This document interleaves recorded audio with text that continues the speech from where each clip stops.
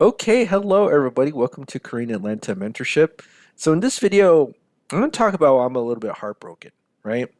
I've always had it drilled into my brain as a young, I guess I don't know if it was a young kid or maybe as a teenager that you should help the little guy, right?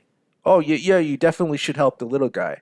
And I don't know if it's just something that's in modern society, but I've always found that the little guy is a little bit selfish. And I've seen like different threads on Reddit about how should never work for family businesses because of X, Y, and Z. Like they're always going to try to, um, screw you over and say, "Oh, you're part of the family business." And I've worked with different demographics, small businesses, big businesses, and what I've noticed is that people who have a lot of money are much easier to work with because they're much open to your suggestions than people who don't have a lot of money. And I don't know if it's like a chicken or an egg thing, but so far, uh, and I'm not saying like this as a blanket statement because I love all my people who love working with me, regardless of whether you have money or not. In fact, if it's an enjoyable experience, I might like just do things for free. You know what I'm saying? But I found that in general that people with a lot of money, and this is to my surprise too, are a lot easier to work with than people who don't have money, right? And they're more open to kind of new ideas and purchasing goods and services. And if you ever work with like big corporations, one of the things that you'll notice is they have teams solely exclusively to purchasing new products and services out in the market, sometimes to their detriment because they might purchase a product or service that actually might ruin their business. But I'm not saying that's like super common, but I'm just saying like their mentality is that we're always open to new ideas or new products and services that outside people can actually offer. Like I always thought that was strange how the big corporations are like that, but your average person is not, right? Like you ever notice that? Like I've always found it strange, and I'm going to kind of give you an example. So here I am in the website of CEO Coaching International. So as you can see here, there's actually a market for CEOs to receive coaching, right? And so it says here that Eric Schmidt, former chairman of Google and Alphabet, discusses why he thinks the right coach can be the company's most valuable assets, why CEOs need coaches. So star players, CEOs, people in high positions, they're always looking for help. And I always find that I'm in the same position too. Like I always want people to mastermind with, people to mentor me. I don't think like I know everything, right? I certainly don't. And sometimes what happens is that people might like I might share some ideas with other people. Like they might imply that they're needing for help, but they'll never directly ask me. In fact, I've had this experience several times where I've actually saved people from embarrassment. And then they later came to me and said that because I actually saved them, they said that they were ashamed. And I totally did not know how to handle that, but it's weird that like what different mentalities there are. And what I found with the average person is that they're struggling, but they're almost too ashamed to need help. Like it's like the mentality is I just got to do this by myself. And I think that's really the difference between the successful person and the struggling person is that the successful person knows that they need other people's help, right? CEOs and star players know that they need coaches, but the average person, and maybe it's public school or maybe it's just personality. Like when I first learned about real estate, I gladly paid for other people's knowledge. You know what I mean? Like I was like, whoa, I'll definitely pay 2 grand to learn about velocity banking and learning how to find real estate at discount. And I realized like a lot of people can't do that. Like there, and here's the thing: there are again, I work with many different demographics, right? So there are demographics that I work with. They'll pay like 10 times as much for just talking to me and have like no problem doing it. Yet when I offer like lifetime education to people on Zoom calls, they almost go a little bit like nuts that I'm charging for it, right? Like, oh, well, I don't think that whatever you have to offer is of any value to me. And I'm just like WTFing, you know?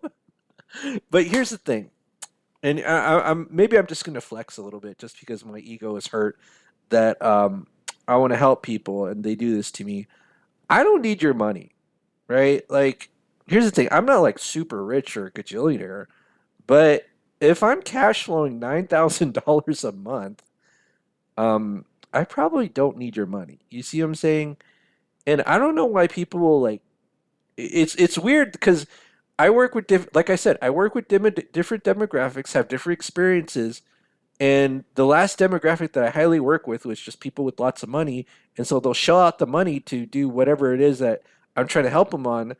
But when I'm like offering like lifetime education for about 2 grand, like people like really trip over that, and I'm like, oh my goodness. And I think what it is that I'm having experience similar to Goldman Sachs.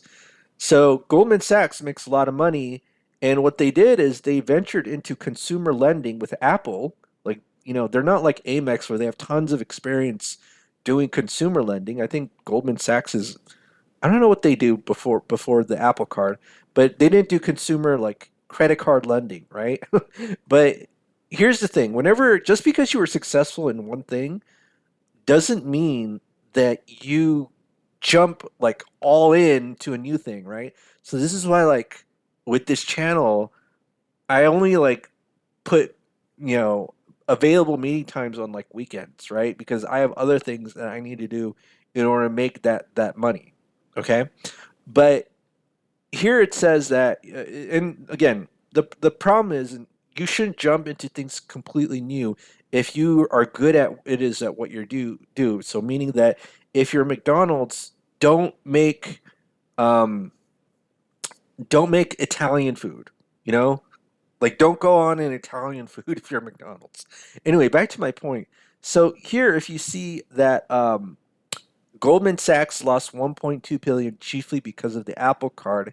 We should have never effing done this thing.